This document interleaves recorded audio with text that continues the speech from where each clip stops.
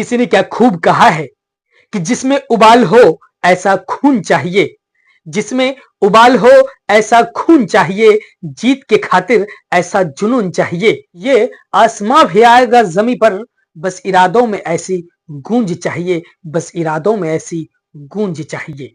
जी हाँ साथियों, अगर आपका इरादा सच्चा है तो सक्सेस पक्का है। प्यारे विद्यार्थियों, CS ऑनलाइन एकेडमी पर मैं नवीन सर आप सभी विद्यार्थी का हार्दिक हार्दिक स्वागत करता हूं। आज फिर से एक नए वीडियो लेक्चर के साथ इकोनॉमिक्स चैप्टर 1 के अर्थव्यवस्था एवं इसके विकास का इतिहास पार्ट 4 ऑब्जेक्टिव लेकर के आया हूं, जिसके माध्यम से आपको मैट्रिक एग्जाम 2026 में बहुत ही निर्णायक साबित होने वाली है। जैसा कि आप हमारे बैकग्राउंड में देख रहे होंगे और इसके बारे में कुछ जानकारी देते हुए बिना देर के हुए आप सबों को मैं आज के टॉपिक की ओर लिए चलूंगा। और आइए समझते हैं। हमारा पहला टैगलाइन है, जीरो से हीरो बनने हेतु सफर की करें शुरुआत CS ऑनलाइन एकेडमी के साथ। और दूसरा टैगलाइन हमारा है, एग्जाम का मत करो फिकर क्योंकि अब आपके साथ है नवीन सर। और ये हमारा पार्ट 4 है और इस पार्ट में ये अंतिम पार्ट होंगे, पार्ट 4 80 क्वेश्चन। और ये हमारा परीक्षा स्पेशल सीरीज चल रहा है, T20 objective series. T20 objective series के माध्यम से आप सभी को फिलहाल तैयारी करवाई जा रही है। जैसे ही चैप्टर बाय चैप्टर सारे विषय का ऑब्जेक्टिव खत्म होगा, फिर आपके सामने सब्जेक्टिव लेके प्रस्तुत करूंगा। और उस सब्जेक्टिव और ऑब्जेक्टिव सीरीज जो विद्यार्थी अब तक कुछ नहीं भी पढ़े हैं उनके लिए काफी महत्वपूर्ण साबित होगी। इस सीरीज को देखने भर से आपको अच्छा से अच्छा मार्क्स हासिल होगा। आज के ऑब्जेक्टिव पे जाने से पहले आप सभी को एक मोटिवेशन लाइन लेकर आया हूं और वो मोटिवेशन लाइन है कि जीत और हार आपकी सोच पर निर्भर करती है। मान लो तो हार होगी और ठान लो तो जीत होगी। जीवन में आप सफलता पाना चाहते हैं, अपने लक्ष्य की प्राप्ति करना चाहते हैं, तो आपको किसी भी चीज को मान करके नहीं चलना है, बल्कि आपको ठान लेना है। उस लक्ष्य की प्राप्ति के लिए आपको जिद्दी बनना है। तो जैसे कि अभी आप मैट्रिक एग्जाम 2026 की तैयारी कर रहे हैं, तो आपका प्रथम गोल, प्रथम लक्ष्य अभी मैट्रिक एग्जाम 2026 में अच्छा से अच्छा अंक प्राप्त करना है।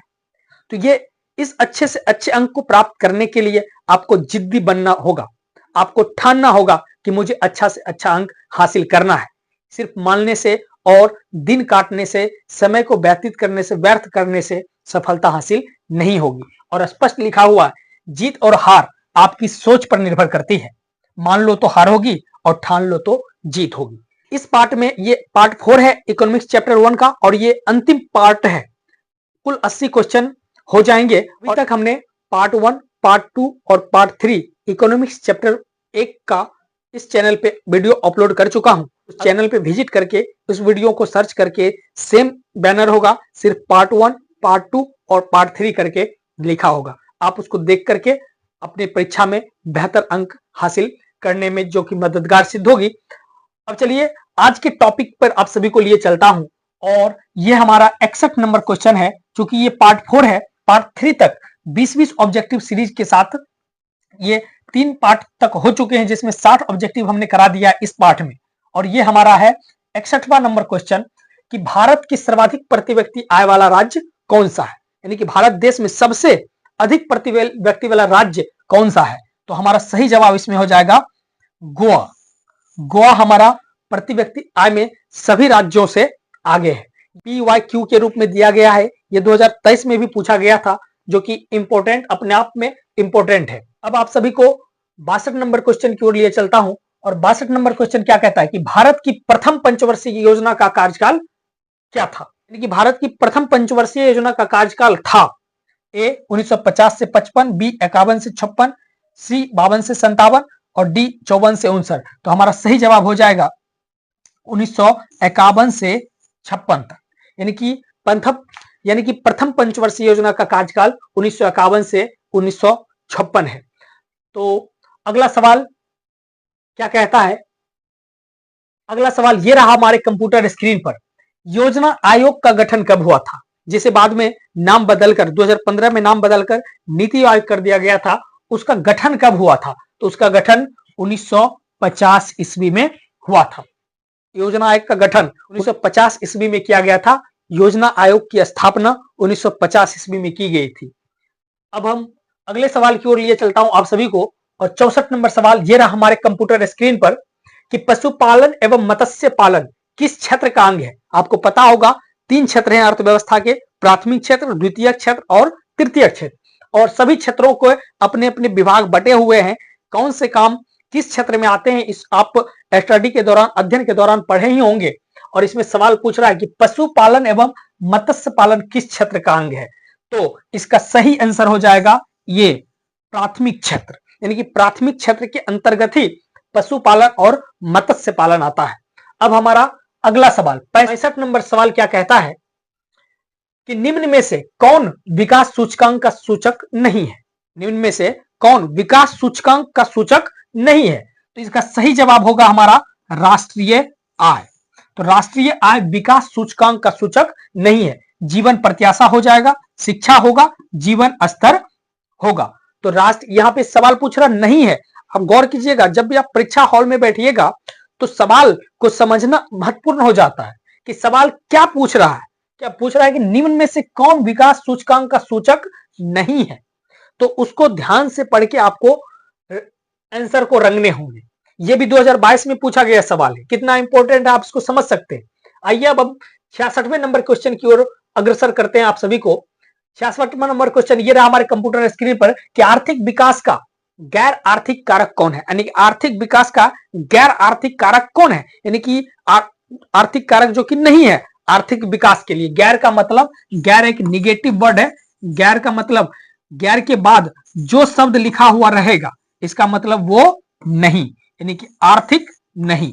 गैर आर्थिक कारक, आर्थिक विकास का गैर आर्थिक कारक कौन है। हमारे पास 4 ऑप्शन है, प्राकृतिक संसाधन, सामाजिक संस्थाएं, तकनीकी विकास, मानवीय संसाधन। यानी कि आर्थिक विकास के लिए मानव संसाधन भी जरूरी है, आर्थिक विकास के लिए तकनीकी विकास भी जरूरी है, टेक्निकल नॉलेज, टेक्नोलॉजी जरूरी है, और प्राकृतिक संसाधन तो जरूरी है ही।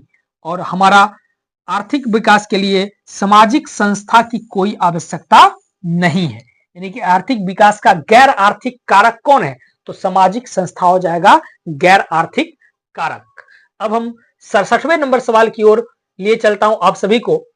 67 नंबर सवाल ये रहा हमारे कंप्यूटर स्क्रीन पर कि गरीबी रेखा निर्धारण का कैलोरी मापदंड किसने दिया। यानी कि किसने बताया कि किसे हम गरीब मान सकते हैं और किसे गरीब नहीं मान सकते हैं। और कैलोरी मापदंड, कैलोरी के हिसाब से गरीबी की निर्धारण की गई है।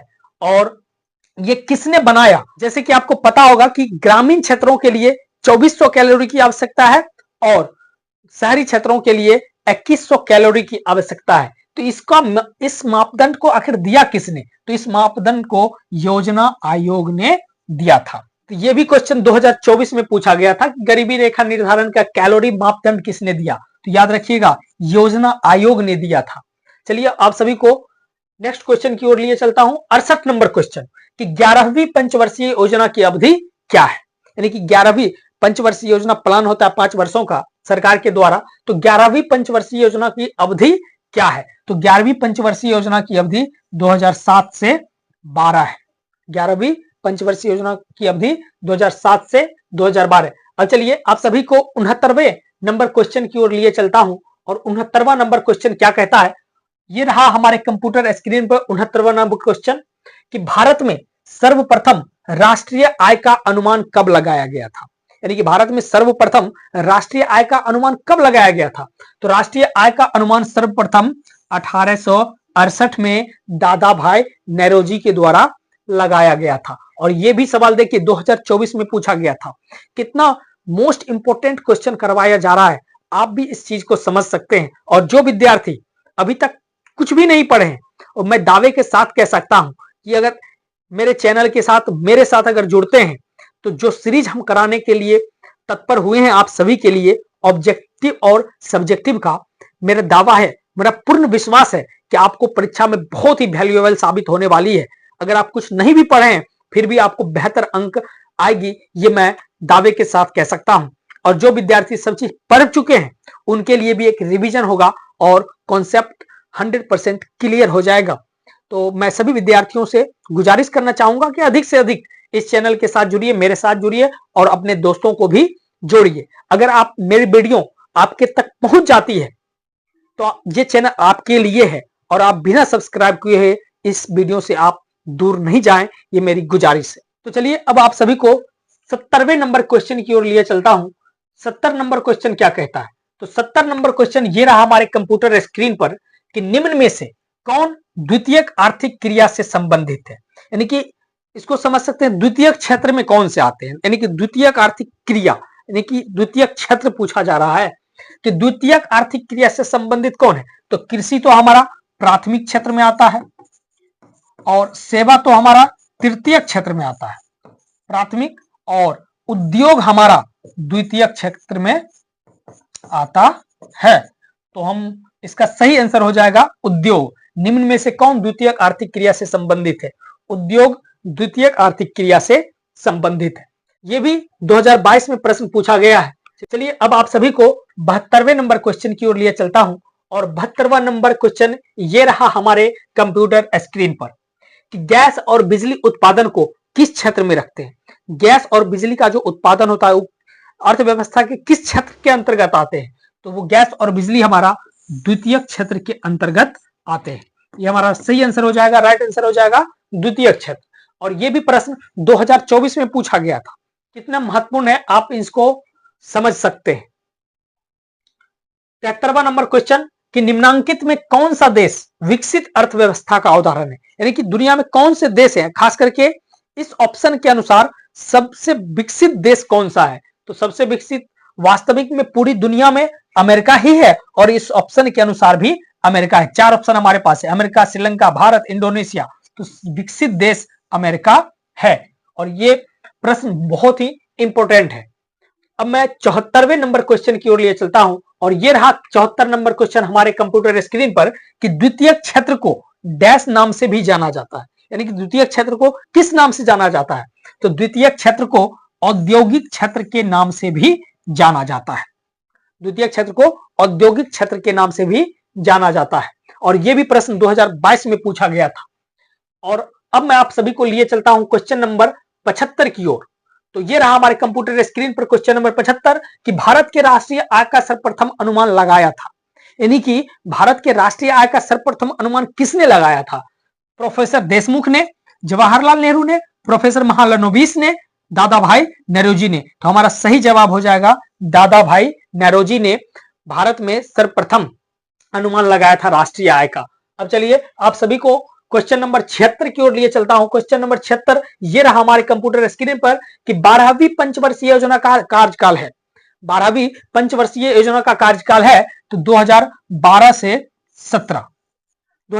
से 17 12वीं पंचवर्षीय योजना का कार्यकाल है। अब चलिए आप सभी को नेक्स्ट क्वेश्चन की ओर लिए चलता हूं। नेक्स्ट क्वेश्चन क्या कहता है? योजना आयोग को भंग करके कौन सा आयोग बनाया गया? यानी कि योजना आयोग को भंग कर कौन सा आयोग बना? नीति आयोग, वित्त आयोग, राज्य वित्त आयोग, इनमें से कोई नहीं। तो मैं पिछले पार्ट के कुछ पॉइंट पे आपको मैंने बताता रहा हूं कि योजना आयोग को नाम बदल के 2015 में नीति आयोग कर दिया गया था, आपको याद ही होगा। तो इसका सही जवाब हो जाएगा नीति आयोग। योजना आयोग को भंग कर कौन सा आयोग बनाया गया? तो नीति आयोग बनाया गया। चलिए आप सभी को अब 78वें नंबर क्वेश्चन की ओर लिए चलता हूं। 78वां नंबर क्वेश्चन क्या कहता है? 78वां नंबर क्वेश्चन ये रहा हमारे कंप्यूटर स्क्रीन पर कि बिहार में जीवन का आधार है। यानी कि बिहार में जीवन जीने का मुख्य आधार क्या है? तो सेवा है, सेवा क्षेत्र है, कृषि क्षेत्र है, उद्योग है, या इनमें से कोई नहीं। तो बिहार मुख्य रूप से कृषि प्रधान राज्य है। भारत मुख्य रूप से कृषि प्रधान देश है, उसी प्रकार से बिहार कृषि प्रधान राज्य है। तो बिहार में जीवन का आधार हमारा हो जाएगा कृषि। तो चलिए आज का सेकेंड लास्ट क्वेश्चन यानी कि 79वें नंबर क्वेश्चन की ओर लिए चलता हूं कि बैंकिंग सेवाएं यानी कि वित्तीय संस्था किस क्षेत्र से संबंधित है? तो बैंकिंग सेवाएं प्राथमिक क्षेत्र से नहीं होगा, द्वितीय क्षेत्र से भी नहीं होगा और इनमें से कोई भी नहीं होगा, क्योंकि एक सही आंसर इसमें है और वो हमारा है सी ऑप्शन नंबर तृतीय क्षेत्र से। यानी कि जितने भी सेवा क्षेत्र के संबंधित जितने भी कार्य हैं वो तृतीय क्षेत्र के अंतर्गत आते हैं। तो चलिए आज के लास्ट क्वेश्चन की ओर आप सभी को लिए चलता हूं। लास्ट क्वेश्चन, अंतिम क्वेश्चन क्या कहता है? तो अंतिम क्वेश्चन ये रहा हमारे कंप्यूटर स्क्रीन पर कि इनमें से कौन बीमारू राज्य में नहीं है? इनमें से कौन बीमारू राज्य में नहीं है? तो मध्य प्रदेश, बिहार, उड़ीसा ये सभी बीमारू राज्य में आते हैं। एक है कर्नाटक जो कि बीमारू राज्य नहीं है। तो हमारा सही आंसर हो जाएगा कर्नाटक, जो कि बीमारू राज्य नहीं है। सवाल क्या पूछ रहा है, इनमें से कौन बीमारू राज्य में नहीं है? तो कर्नाटक बीमारू राज्य में नहीं है। अंत में आप सभी विद्यार्थी से एक निवेदन करना चाहूंगा कि अगर हमारा ये प्रयास, हमारा ये कोशिश अच्छा लग रहा है, अगर थोड़ा सा भी आपके मैट्रिक एग्जाम 2026 में वैल्यूएबल साबित होगी, तो आपसे एक नम्र निवेदन है कि इस वीडियो को, इस चैनल को अपने दोस्तों के बीच, अपने सगे संबंधियों के बीच social media, Facebook story, status, post, WhatsApp status आदि के माध्यम से अधिक वीडियो को शेयर कीजिए, फॉरवर्ड कीजिए और इस चैनल को थोड़ा ग्रो करने में मदद कीजिए। तो आज के लिए बस इतना ही। हम फिर मिलेंगे एक नए वीडियो लेक्चर के साथ। तब तक के लिए जय हिंद, जय भारत, नमस्कार।